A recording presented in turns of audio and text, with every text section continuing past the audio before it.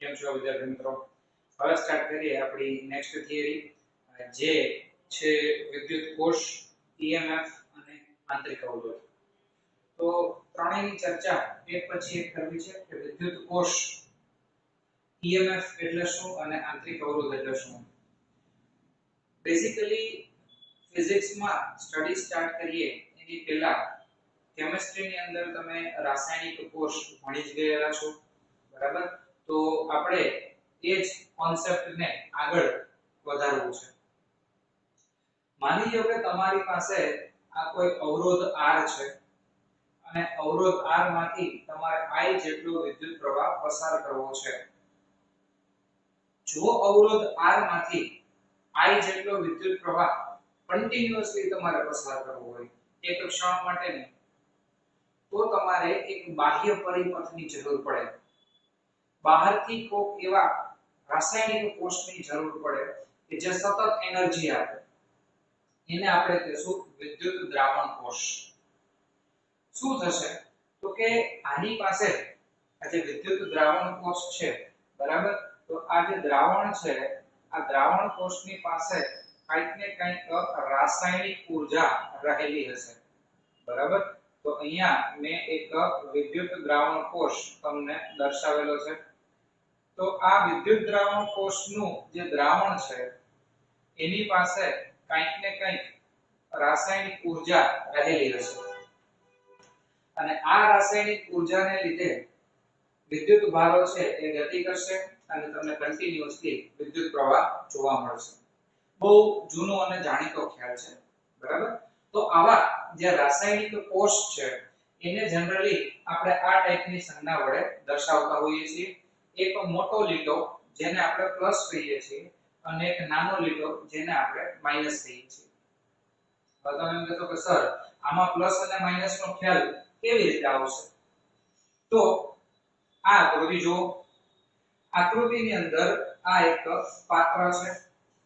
પાત્રની અંદર આપણે ભરેલું છે વિદ્યુત દ્રાવણ. વિદ્યુત દ્રાવણની અંદર આજે એક સળિયો અને આ બીજો સળિયો, આવા બે આપણે સળિયાઓ મૂકેલા છે. P છે એ ધન ધ્રુવ તરીકે વર્તે છે, જ્યારે N પોતે ઋણ ધ્રુવ તરીકે વર્તે છે. એટલે જ્યારે હું આ સમગ્ર કોષને એક સંજ્ઞા વડે દર્શાવું તો P છે that is પોઝિટિવ ધન ધ્રુવ તરીકે વર્તે, એના માટે એક મોટો લીટો દોરવાનો હોય છે. જ્યારે N છેડો છે એ નેગેટિવ તરીકે વર્તે છે, ઋણ ધ્રુવ તરીકે વર્તે છે, એના માટે આ એક નાનો લીટો દોરવાનો હોય છે. અને પછી જનરલી વિદ્યુત પ્રવાહની દિશા આપણે પ્લસ થી માઈનસ તરફ દર્શાવીએ છીએ. વારંવાર યાદ કરાવી દઉં કે એ કન્વેન્શનલ કરંટ છે, એટલે કે રૈવાજિક પ્રવાહ છે. વાસ્તવમાં ઇલેક્ટ્રોનનો ફ્લો નેગેટિવ થી પોઝિટિવ તરફ થતો હોય છે, બરાબર? તો આ વાત થઈ તમારા કોઈ વિદ્યુત કોષ અને જે છે એની સંજ્ઞા. હવે થોડુંક આપણે વધારે અંદર જઈએ. આ વિદ્યુત કોષ છે એને ડિટેલમાં જોઈએ. શું છે એનો ધન ધ્રુવ, શું છે એનો ઋણ ધ્રુવ. ધન ધ્રુવ અને આ દ્રાવણ ની નજીકનું જે બિંદુ એ છે એની વચ્ચે વિદ્યુત સ્થિતિમાનનો તફાવત કેટલો છે. આ ઋણ ધ્રુવ અને B એમની વચ્ચે વિદ્યુત સ્થિતિમાનનો તફાવત કેટલો છે. ઓલ ઓવર વિદ્યુત સ્થિતિમાનનો તફાવત કેટલો છે. તો બેઝિક આઈડિયા આપ્યા પછી હવે હું તમને આના ડિટેલિંગમાં લઈ જાઉં છું. ધ્યાનથી જુઓ. અહીંયા તમારી પાસે બે જેટલા વિદ્યુત ધ્રુવો આવેલા છે. બે જેટલા વિદ્યુત ધ્રુવો છે. એક છે ધન ધ્રુવ, બીજો છે ઋણ ધ્રુવ. આ બંને ધ્રુવો છે એ આ દ્રાવણના સંપર્કમાં રહેલા છે. કયા દ્રાવણના સંપર્કમાં? વિદ્યુત દ્રાવણના સંપર્કમાં. ફરીથી જુઓ. આ ધ્રુવ અને આ બીજો ધ્રુવ, આ બંને ધ્રુવો દ્રાવણના સંપર્કમાં રહેલા છે અને તેથી તેઓ આ દ્રાવણની સાથે વિદ્યુત ભારોનો વિનિમય કરે છે. જરૂર પડીએ કંઈક વિદ્યુત ભાર આપે છે, જરૂર પડે તો વિદ્યુત ભાર સ્વીકારે છે. એને કહેવાય વિદ્યુત ભારનો વિનિમય. ઓકે, તો આપણો આ જે વિદ્યુત દ્રાવણ કોષ છે એમાં આપણે બે ધ્રુવો મૂકેલા છે. આ બંને ધ્રુવો વિદ્યુત દ્રાવણના સંપર્કમાં છે અને આ લોકો દ્રાવણની સાથે વીજભારોની આપ-લે કરે છે. બરાબર, વિદ્યુત ભારોનો વિનિમય કરે છે. હવે આ P અને A, બરાબર, તો P છેડો છે એ P છેડો અને દ્રાવણમાંનું બિંદુ A એમની વચ્ચેનો જે પોટેન્શિયલ ડિફરન્સ છે, સ્થિતિમાનનો તફાવત છે, એને હું નામ આપું છું V+, કારણ કે આ ધન ધ્રુવ છે તો એના માટેનો પોટેન્શિયલ ને નામ આપું છું V+, જે હંમેશા કંઈક ધન મૂલ્ય હશે. 2 વોલ્ટ, 3 વોલ્ટ, 4 વોલ્ટ કે 5 વોલ્ટ. બરાબર, તમે કહેશો કે સર એ કેમ ખબર પડે? જો ભાઈ, આપણે એવું કીધું છે કે આ P એટલે કે આ વિદ્યુત ધ્રુવો દ્રાવણ સાથે વિદ્યુત ભારોનો વિનિમય કરે છે, આપ-લે કરે છે. તો ઇલેક્ટ્રોનિક્સ ની અંદર વીજભારોને ધક્કો મારવો હોય, મતલબ કે વિદ્યુત ભારોને આપવા હોય કે વિદ્યુત ભારોને સ્વીકારવા હોય, તો બે બિંદુ વચ્ચે વિદ્યુત સ્થિતિમાનનો તફાવત હોવો જરૂરી છે. આવું તમે 10મા ધોરણમાં પણ શીખી ગયા હતા કે એક બિંદુ છે એ કેટલી ઊંચાઈ ઉપર છે, બીજું બિંદુ જે છે એ નીચે હોય, એટલે કે આમ ઢાળ હોય, તો પાણીનો પ્રવાહ ઉપરથી નીચે તરફ જાય છે. તો બેની વચ્ચે ઊંચાઈનો તફાવત છે. જો ઊંચાઈનો તફાવત હોય તો પાણીના કણો ગતિ કરી અને નીચે જાય. એવી જ રીતે જો વિદ્યુત ભારોને ગતિ કરાવવી હોય તો બે છેડા વચ્ચે પોટેન્શિયલ ડિફરન્સ હોવો જરૂરી છે, વિદ્યુત સ્થિતિમાનનો તફાવત હોવો જરૂરી છે. જો આપણે એવું જોતા હોઈએ કે આ વિદ્યુત ધ્રુવો બંને દ્રાવણ સાથે વિદ્યુત ભારનો વિનિમય કરે છે, એનો મતલબ એવો થાય કે આ P અને A વચ્ચે અહીંયા વિદ્યુત સ્થિતિમાનનો તફાવત તો હશે જ, તો જ વીજભારોની આપ-લે થાય. અને એ તફાવતને આપણે નામ આપશું V+, which is greater than 0, મતલબ કે એ કંઈક ધન મૂલ્ય હશે, 2 વોલ્ટ, 4 વોલ્ટ, 6 વોલ્ટ કે 8 વોલ્ટ. સિમિલર કેસ આ N અને B એમની વચ્ચે પણ વિદ્યુત ભારોની આપ-લે થાય છે. વિદ્યુત ભારોની આપ-લે થાય છે એનો અર્થ એવો થાય કે એમની વચ્ચે પણ કંઈક વિદ્યુત સ્થિતિમાનનો તફાવત હશે. જો વિદ્યુત સ્થિતિમાનનો તફાવત હોય તો જ વીજભારોની આપ-લે થાય. આપણે ઉપર કીધેલું જ છે કે વિદ્યુત ધ્રુવો દ્રાવણ સાથે વિદ્યુત ભારનો વિનિમય કરે છે. વિનિમય ક્યારે કરે? જો વિદ્યુત સ્થિતિમાનનો તફાવત હોય તો. હવે અહીંયા આગળ જે વિદ્યુત સ્થિતિમાનનો તફાવત છે એને નામ આપી દઉં છું V-. નામ શું આપું છું? V-. પણ આ નેગેટિવ પોલ છે, આ ઋણ ધ્રુવ છે, એટલે આગળ નિશાની હું શેની મૂકું છું? માઈનસ. બરાબર, જનરલી આ V- નું મૂલ્ય greater than or equal to 0 હોય, મતલબ કે આ મૂલ્ય 2 પણ હોઈ શકે, 3 પણ હોઈ શકે અને 4 પણ હોઈ શકે, પણ આગળ નિશાની માઈનસ ની છે એટલે -2, -3, -4. અથવા ઘણીવાર એવું છે કે અહીંયાનો જે વોલ્ટેજ છે આ 2 વોલ્ટ હોય અને આ 0 વોલ્ટ હોય, આ 2 વોલ્ટ હોય, આ -2 વોલ્ટ હોય. સમજાય છે? ટૂંકમાં અહીંયા જે વોલ્ટેજ છે એ 0 અથવા આ નેગેટિવ સાઇન ની સાથે કહું તો નેગેટિવ અથવા પોઝિટિવ ટાઈપના હોય છે.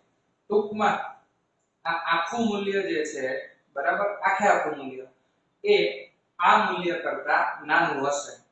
આનું મૂલ્ય હંમેશા ધન હશે, 1 2 3 4 5 6 7, જ્યારે આ આખું મૂલ્ય 0 -1 -2 -3 -4 -5 વગેરે હશે. બરાબર, તો તમે સમજી ગયા છો અહીંયાનો વોલ્ટેજ V+, અહીંયાનો વોલ્ટેજ V-, પણ આગળ નેગેટિવ ની નિશાની રાખવાની, કારણ કે આ ઋણ ધ્રુવ છે. બરાબર, તો સમજાય છે? જો આખાટી થિયરી જે છે ને એ મેં 1 2 3 4 5 ભાગમાં વિભાજિત કરેલી છે. પહેલા વિભાગમાં મેં તમને જસ્ટ આકૃતિથી સમજણ આપેલી છે એટલે તમને યાદ રહે કે પોઈન્ટ તમારે કેવી રીતે એક્ઝામમાં લખવા અથવા તમે આના ઉપરથી જો નોટ બનાવતા હોય તો એ ખ્યાલ આવે કે કેવી રીતે નોટ્સ બનાવવી. આ આકૃતિની સમજણ. પછી આ જે મુદ્દો છે ને આ એમાં ખાલી મેં તમને આ P અને N ટર્મિનલ છે ને અહીંયા જે વોલ્ટેજ બનાવે ને એ વોલ્ટેજની સમજણ આપી. આ V+ અને V-. ખ્યાલ આવ્યો? આગળ જઈએ. હવે બે કિસ્સા તમારે જોવાના છે. હવે તમારે બે કિસ્સા જોવાના છે. નંબર 1, પરિપથમાં પ્રવાહની ગેરહાજરી હોય અને નંબર 2, પરિપથમાં પ્રવાહની હાજરી હોય. તો બંનેના મુદ્દાઓ મેં તમને અલગ અલગ સમજાવેલા છે એટલે તમને એક્ઝામમાં યાદ રાખવું સરળ પડે. ઓકે, કન્સિડર કરો કે આની અંદર વિદ્યુત પ્રવાહ વહેતો નથી. પરિપથમાં પ્રવાહની શું છે? ગેરહાજરી છે. તો પહેલો કિસ્સો આપણે એવો લઈએ સરળતા ખાતર કે આમાં વિદ્યુત પ્રવાહ વહેતો નથી. વિદ્યુત પ્રવાહ નહીં વહેતો હોય એવા સમયે સમગ્ર વિદ્યુત દ્રાવણ છે એ સમાન સ્થિતિમાન ઉપર હશે. બરાબર? આ આખું વિદ્યુત દ્રાવણ છે એનું વિદ્યુત સ્થિતિમાન એક સરખું હશે. જો વિદ્યુત સ્થિતિમાન એક સરખું હોય ને તો જ વિદ્યુત પ્રવાહ ન વહેતો હોય. કારણ કે જો પોટેન્શિયલ ડિફરન્સ હોય તો કંઈક વિદ્યુત પ્રવાહ વહેવાનો છે. પણ અહીંયા આપણે કયો કિસ્સો ધ્યાનમાં લીધો છે? પરિપથમાં પ્રવાહની ગેરહાજરી. તો ગેરહાજરીમાં સમગ્ર વિદ્યુત દ્રાવણ છે એ સમાન પોટેન્શિયલ ઉપર હશે, સમાન સ્થિતિમાન ઉપર હશે. હવે આવા સમયે કયા સમયે? જ્યારે પરિપથમાં વિદ્યુત પ્રવાહ નથી એવા સમયે ધ્યાનથી સમજજો. P અને N વચ્ચેનો વિદ્યુત સ્થિતિમાનનો તફાવત મતલબ કે આ નથી. જો તમે વોલ્ટમીટરનો એક છેડો અહીંયા મૂકો અને વોલ્ટમીટરનો બીજો છેડો N ઉપર મૂકો તો બે છેડા વચ્ચેનો વિદ્યુત સ્થિતિમાનનો તફાવત એને કહેવાય કોષનું વિદ્યુત ચાલક બળ અથવા EMF. આ ટાઇટલ છે ને EMF. સમજાય છે? પહેલા મેં તમને વિદ્યુત કોષ સમજાવી દીધું કે વિદ્યુત કોષ કોને કહેવાય? તો કે એમાં વિદ્યુત દ્રાવણ હોય, એક ધન પોલ હોય, બરાબર, બીજો નેગેટિવ પોલ હોય, ઉપર એક બાહ્ય અવરોધ મૂકો તો વિદ્યુત પ્રવાહ પસાર થાય. આવી એક રચનાને કહેવાય વિદ્યુત કોષ. આ એની સંજ્ઞા સમજાવી દીધી. મોટો લીટો એટલે પ્લસ, નાનો લીટો એટલે માઈનસ. આ સમજાવી દીધું. નેક્સ્ટ વસ્તુ તમને એ સમજાવું છું કે આ વિદ્યુત કોષનું EMF ઇલેક્ટ્રોમોટિવ ફોર્સ એટલે શું? તો કે જ્યારે સાંભળજો, EMF શબ્દ ક્યારે આવે? જ્યારે પરિપથની અંદર કોઈ વિદ્યુત પ્રવાહ ન વહેતો હોય ત્યારે આ બે છેડા વચ્ચેનો સ્થિતિમાનનો તફાવત એને કહેવાય કોષનું વિદ્યુત ચાલક બળ અથવા EMF. મતલબ તમે જ્યારે EMF ની માપણી કરો છો અથવા એનો ઉલ્લેખ કરો છો ત્યારે પરિપથમાં પ્રવાહ વહેતો નથી. ઓકે, ટૂંકમાં કહું ને તો તમે સપોઝ માર્કેટમાં જાઓ અને એક પેન્સિલ સેલ લઈને આવો તો હવે એ પેન્સિલ સેલને તમે કોઈ ડિવાઇસમાં ફિટ કરેલો નથી, પરિપથમાં કોઈ વિદ્યુત પ્રવાહ વહેતો નથી, તો ત્યારે એના બે છેડા વચ્ચે તમે જે માપણી કરો છો that is EMF, that is electromotive force.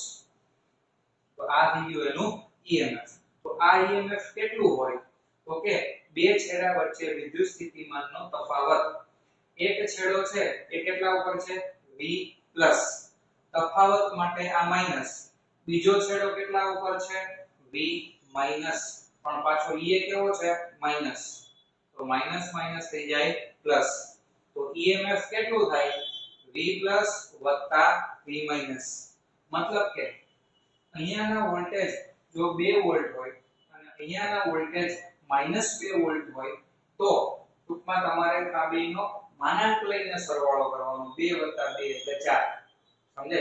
અથવા 2 - -2 એટલે કેટલા થઈ ગયા 4 સમજાઈ ગયું ઓકે તો અહીંયા આગળ જે છે એ બંનેના માનાંકનો સરવાળો થાય અહીંયા માની લો કે 3 વોલ્ટ હોય અહીંયા -3 વોલ્ટ હોય તો માનાંક લઈને સરવાળો કરવાનો 3 -3 નું માનાંક એટલે કે 3 6 અથવા 3 -3 એટલે કે 6 ખ્યાલ આવે છે તો આ રીતે તમે EMF ની માપણી કરી શકો છો EMF માટેની સંજ્ઞા આ તમને દર્શાવેલી છે એના બરાબર બંનેના છેડા ઉપરના જે વોલ્ટેજ છે એનો સરવાળો EMF જે છે that is always positive તમે કોઈ પણ બેટરી લઈને આવશો એનું EMF હંમેશા કેવું હશે પોઝિટિવ હશે ક્લિયર છે આટલું ઓકે તો પહેલી જે સેક્શન છે એ આકૃતિ અને વિદ્યુત દ્રાવણ કોષની સમજૂતી હતી એની સંજ્ઞા બીજામાં મેં તમને અહીંયાના વોલ્ટેજ V+ અને અહીંયાના વોલ્ટેજ V- સમજાવી દીધા ત્રીજો ભાગ એની અંદર પરિપથમાં પ્રવાહની ગેરહાજરી તો જ્યારે પરિપથમાં પ્રવાહની ગેરહાજરી હોય ત્યારે P અને N ની વચ્ચેના જે વોલ્ટેજ છે ટૂંકમાં વોલ્ટેજ કરતા આપણે કહીશું વિદ્યુત સ્થિતિમાનનો જે તફાવત છે એ તફાવતને કહેવાશે કોષનું વિદ્યુત ચાલક બળ અને એ કેવી રીતે મપાય V+ V- અથવા આ બંનેના માનાંકનો સરવાળો એટલે EMF and that is always positive clear હવે નેક્સ્ટ સ્ટેપ ઉપર જઈએ પરિપથમાં પ્રવાહની ગેરહાજરી ની ચર્ચા કરી હતી હવે ધારી લો કે આ પરિપથની અંદર તમે કોઈ બાહ્ય અવરોધ મૂકો છો એટલે કે પરિપથમાં પ્રવાહની હાજરીની વાત કરું છું તો હાજરી કેવી રીતે થાય તો હાજરી માટે તમારે શું કરવું પડશે આ અવરોધ R નું જોડાણ કરવું પડશે આની પહેલાના કિસ્સામાં આપણે એમ કહેતા હતા કે ભાઈ અહીંયા R નથી તો પ્રવાહ વહે નહીં હવે મેં શું કરી દીધું અહીંયા આગળ R ફિટ કરી દીધો એટલે કે R ને વિદ્યુત કોષના બે છેડા વચ્ચે જોડશો એટલે પરિપથમાં શું થાય પ્રવાહની હાજરી મળે પરિપથમાં શું થાય પ્રવાહ જે છે એ આમ વહેવાનો શરૂ થાય હવે જે બાબત કહેવા જઈ રહ્યો છું એ બહુ ધ્યાનથી સમજજો કે અહીંયા હું અવરોધ R જોઈન્ટ કરું છું એટલે પરિપથમાં વિદ્યુત પ્રવાહ વહેશે અને ખાસ જોજો કેવી રીતે વહે અહીંયાથી P બિંદુથી સ્ટાર્ટ કરું ને આમ C R D N B પછી વિદ્યુત દ્રાવણ છે ને એમાંથી આમ આવે દ્રાવણમાંથી થઈને A P C D N B A તો આ દિશામાં વિદ્યુત પ્રવાહનું વહન થાય હવે જો એક્ચ્યુઅલમાં પરિપથ છે એમાં દ્રાવણની બહાર અને દ્રાવણની અંદર પરસ્પર વિરુદ્ધ દિશામાં વિદ્યુત પ્રવાહનું વહન થાય છે પરિપથની બહારની વાત કરું પરિપથની બહારની જો વાત કરું તો વિદ્યુત પ્રવાહ જે છે એ આ દિશામાં વહે છે C થી D અને પરિપથની અંદરની વાત કરું નોટ પરિપથ દ્રાવણ દ્રાવણની અંદરની વાત કરું તો દ્રાવણની અંદર જે D માંથી વીજભારો છે એ B સુધી આવશે અને પછી દ્રાવણમાં થઈને ક્યાં આવશે A માં આવશે તો દ્રાવણની અંદર દિશા ક્યાં આવશે B થી A આ વીજભારો A માં થઈ C થી D સુધી ગતિ કરશે મારે એ તમને વસ્તુ કહેવી છે કે દ્રાવણની અંદર અને દ્રાવણની બહાર પરસ્પર વિરુદ્ધ દિશામાં વિદ્યુત પ્રવાહનું વહન થાય છે આ બાબત સમજાય છે આના ઉપરથી જ આગળનું સૂત્ર આવશે એટલે ખાસ જોજો તમે આકૃતિ ઉપરથી જોઈ શકો છો કે દ્રાવણની બહાર એટલે કે અવરોધ R માંથી વહેતો વિદ્યુત પ્રવાહ C થી D બરાબર તમારી સાઈડથી જોવો તો ડાબી થી જમણી બાજુ છે જ્યારે દ્રાવણની અંદરનો વિદ્યુત પ્રવાહ છે એ B થી A એટલે કે જમણી થી ડાબી બાજુ છે અહીંયા નોંધનીય બાબત એવી રહેશે કે બંને પ્રવાહોની દિશા પરસ્પર વિરુદ્ધ છે. આ બાબત મગજમાં બેસાડો, પછી આગળની ચર્ચા થાય.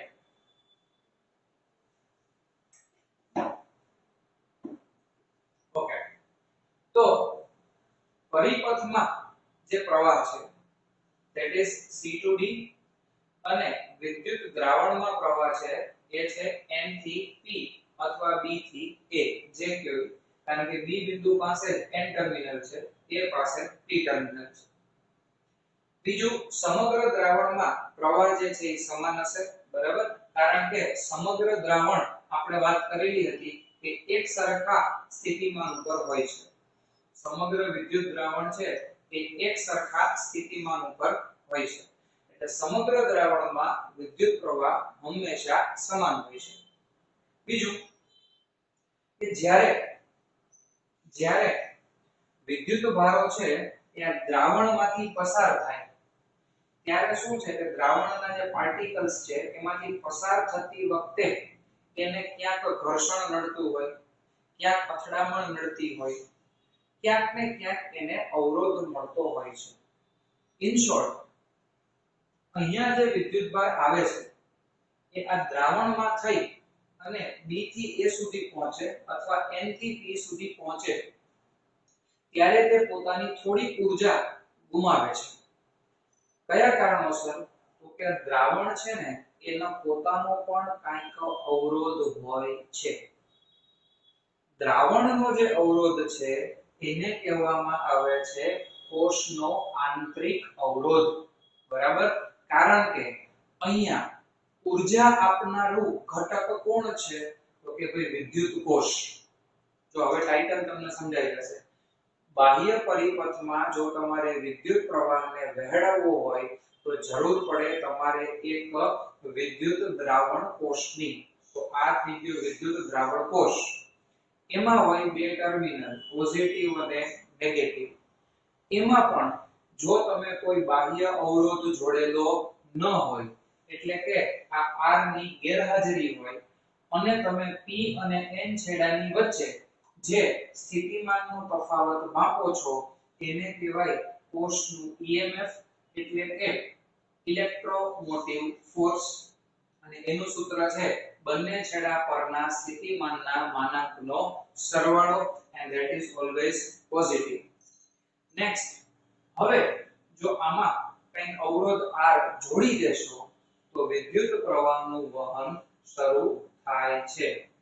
જે વિદ્યુત પ્રવાહનું વહન થતું હોય એમાં બે ડાયરેક્શન ધ્યાનમાં લેવામાં આવે છે. દ્રાવણ છે એની બહાર ડાયરેક્શન છે C થી D અને દ્રાવણની અંદરની ડાયરેક્શન છે N થી P અથવા B થી A. બંને પરસ્પર વિરુદ્ધ છે. ઉપરાંત જ્યારે વીજભારો આ દ્રાવણની અંદરથી પસાર થતા હોય ત્યારે એને ક્યાંક ઘસાવવું પડે છે, ક્યાંક અથડાવવું પડે છે. કોઈ પણ કારણોસર XYZ કારણથી એ પોતાની કંઈક ઊર્જા ગુમાવે છે. મતલબ કે દ્રાવણને પણ પોતાનો કંઈક અવરોધ છે. It has some internal resistance. એને જ આપણે કહીએ છીએ કોષનો આંતરિક અવરોધ અથવા બેટરીનો આંતરિક અવરોધ. એ ખૂબ નાનો હોય છે. અહીંયા શબ્દ આપણે વાપરેલો છે પરિમિત અવરોધ, finite resistance. It has very small resistance. બહુ નાનો અવરોધ હોય છે જેને આપણે કહીએ છીએ આંતરિક અવરોધ. બીજું, પરિપથના જે અવરોધ છે એના માટેની સંજ્ઞા કેપિટલ R હોય છે. Capital R1, capital R2, capital R3 વગેરે વગેરે. જ્યારે બેટરીનો જે આંતરિક અવરોધ છે એને આપણે સ્મોલ r, બેટરીનો આંતરિક અવરોધ છે એને આપણે સ્મોલ r નામની સંજ્ઞા વડે દર્શાવીએ છીએ. એટલે એક્ઝામમાં ખાસ ધ્યાન રાખવાનું કે જ્યારે આંતરિક અવરોધ આપેલો હોય તો સ્મોલ r થી દર્શાવવો અને પરિપથનો અવરોધ હોય એને કેપિટલ R થી દર્શાવવાનો. કારણ કે સંજ્ઞા અને નામકરણના પણ કંઈક માર્ક્સ હોય છે. ઓકે, તો અહીંયા હવે તમને સમજાઈ ગયું હશે કે ભાઈ આંતરિક અવરોધ કોને કહેવાય. આટલું ક્વિકલી રિવિઝન કરી લઈએ. પાર્ટ 1 ભાઈ વિદ્યુત દ્રાવણ કોષ કોને કહેવાય, એની આકૃતિ અને સંજ્ઞા પદ્ધતિ. આ છે પાર્ટ 2, એના બે જે તમારી પાસે ટર્મિનલ્સ છે એ ટર્મિનલ ઉપરના વોલ્ટેજ V+ અને V- ની માહિતી. આ છે પાર્ટ 3 કે જેમાં પરિપથમાં વિદ્યુત પ્રવાહ ગેરહાજર હોય તો બે છેડા વચ્ચેના સ્થિતિમાનના તફાવતને કહેવાય EMF એટલે કે ઇલેક્ટ્રોમોટિવ ફોર્સ. ગુજરાતીમાં કહેવાય કોષનું વિદ્યુત ચાલક બળ, જેનું મૂલ્ય બંનેના સ્થિતિમાનના માનાંકના સરવાળા જેટલું હોય છે, which is always greater than 0.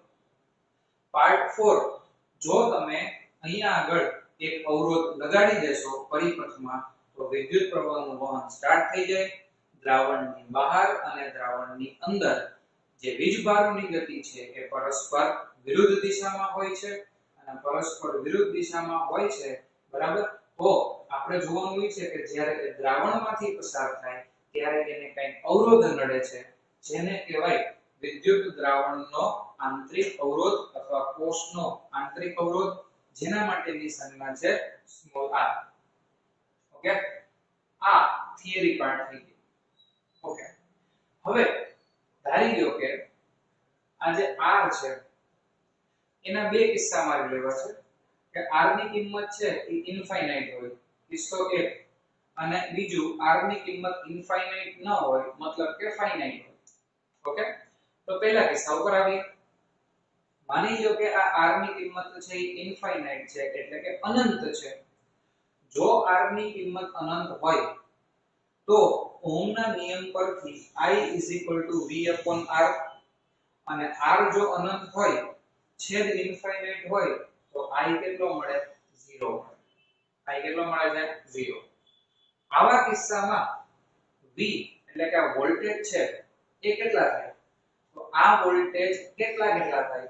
તો કે બરાબર જોજો, આ P અને A આની વચ્ચેનો વોલ્ટેજ, P અને A વચ્ચેનો સ્થિતિમાનનો તફાવત પ્લસ A અને B વચ્ચે સ્થિતિમાનનો તફાવત એટલે કે બીકોઝ ઓફ ઇલેક્ટ્રોલાઇટ.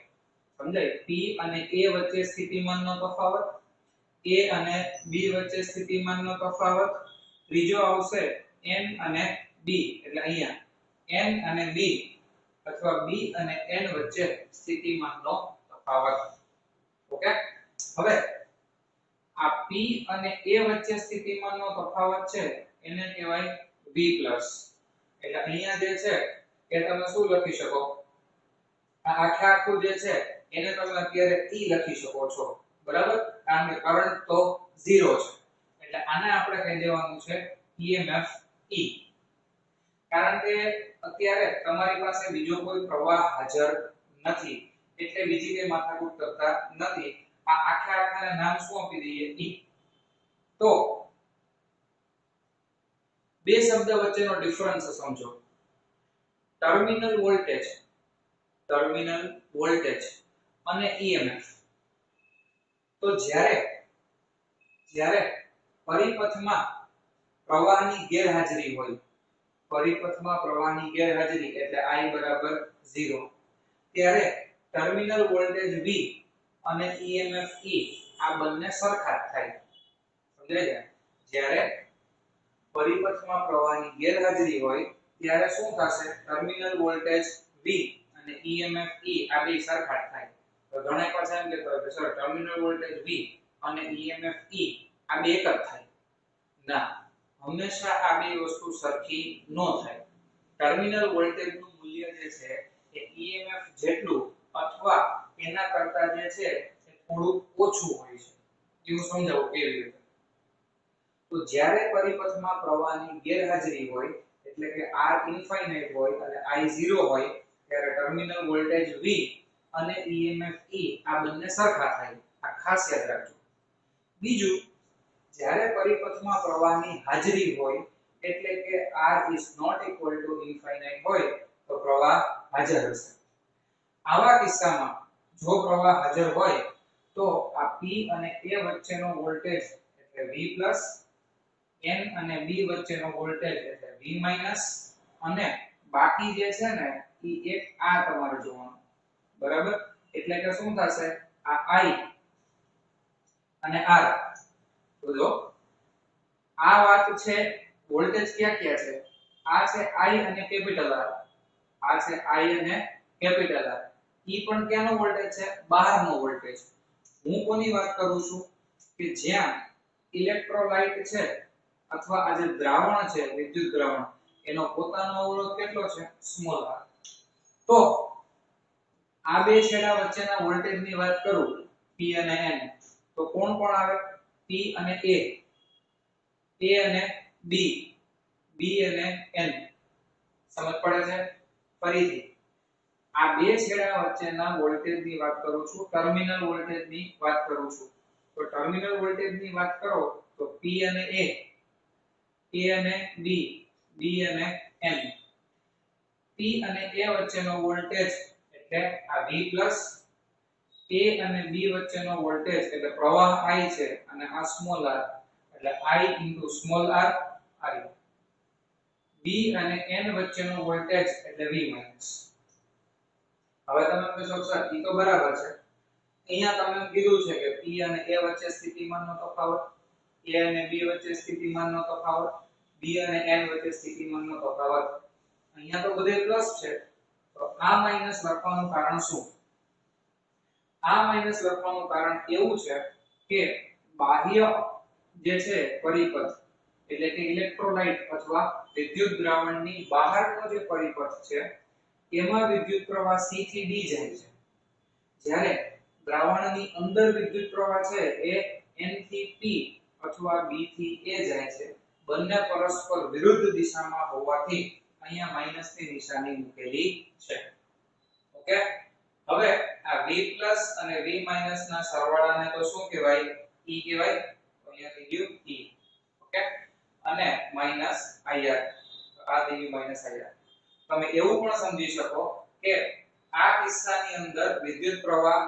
0 નથી એટલે V E IR જો તમે આ કિસ્સો લેશો કિસ્સો 1 તો એમાં V E શું કામ થાય છે તો કે અહીંયા I 0 મૂકો એટલે V E આ કિસ્સો તમને પાછો મળી જાય ખ્યાલ આવ્યો એટલે જ્યારે પરિપથમાં કોઈ પ્રવાહ વહેતો ન હોય ત્યારે તમારા આ ટર્મિનલ વચ્ચેના વોલ્ટેજ એટલે કે ટર્મિનલ વોલ્ટેજ અને EMF બંને સરખું જ થાય પરંતુ જ્યારે તમે કોઈ લોડ જોડેલો હોય ત્યારે ટર્મિનલ વોલ્ટેજ છે એ EMF કરતા થોડાક ઓછા થાય કેટલા ઓછા થાય તો કે IR જેટલા ઓછા થાય જ્યાં R એટલે બેટરીનો આંતરિક અવરોધ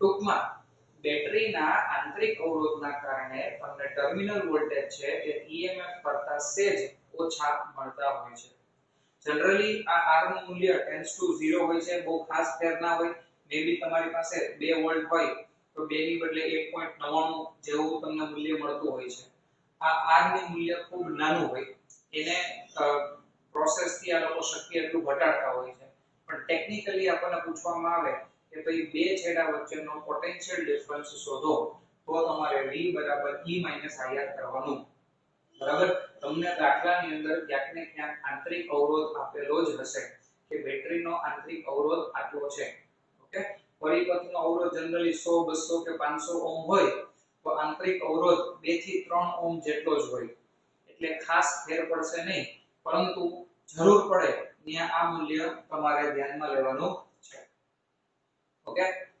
છેલ્લી બાબત ઓહમનો નિયમ છે એ છે V IR જો આ જે કંઈ આપણે પ્રોસેસ કરેલી છે ને V વાળી એ આપણે અહીંયા કરી દીધી અંદર આ બાજુ કે I R લીધું છે અહીંયાના વોલ્ટેજ માટે જે કંઈ મેં I R લીધું છે એ આ અંદરની પ્રોસેસ છે ઓકે હવે એકવાર શું કરીએ આપણે બહારનો વિસ્તાર ધ્યાનમાં લઈએ બહારનો વિસ્તાર એટલે આ અહીંયાથી વિદ્યુત પ્રવાહ છે I અને અવરોધ છે R તો V IR પણ લખાય હવે આ જે V છે એની બદલે એની કિંમત મૂકો E IR તો E IR IR માઈનસ વાળું પદ સામે જાય તો પ્લસ તો E IR I small r બંનેમાંથી I કોમન કાઢી લ્યો અને એને કરતા બનાવો તો I એના બરાબર E/R R મતલબ અત્યાર સુધી તમે શું કરતા હતા તો કે વિદ્યુત પ્રવાહ એટલે કે અહીંયા તમે વોલ્ટેજ ના છેદમાં પરિપથનો અવરોધ ધ્યાનમાં લેતા હતા R હવે તમારે શું કરવાનું છે કે અહીંયા આ જે EMF છે એના છેદમાં R ની સાથે સાથે બેટરીનો આંતરિક અવરોધ પણ ધ્યાનમાં લેવાનો છે એટલે પ્રવાહ તમારી ગણતરી કરતા સ્લાઇડ તમને ઓછો મળવો જોઈએ R R બીજું ઘણીવાર તમને એવું પૂછશે કે બેટરીમાંથી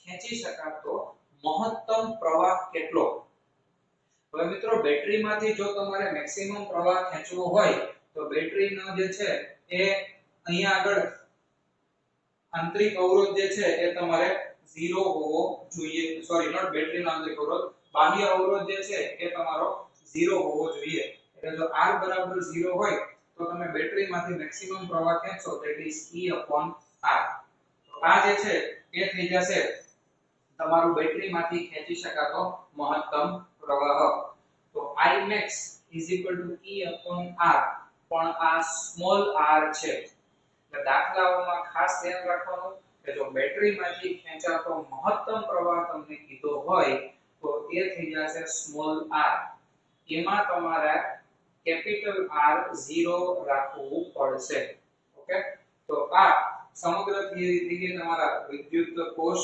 EMF અને આંતરિક અવરોધ રિલેટેડ ઓકે તો આશા રાખું છું કે હવે કોઈ જગ્યાએ આમાં ડાઉટ નહીં રહ્યો હોય ટેક્સ્ટબુક જોજો આની અંદર જેટલા પણ મુદ્દાઓ કીધા છે એ બધા શાંતિથી તમે સમજજો કોઈ પણ ડાઉટ હોય તો પૂછી શકો છો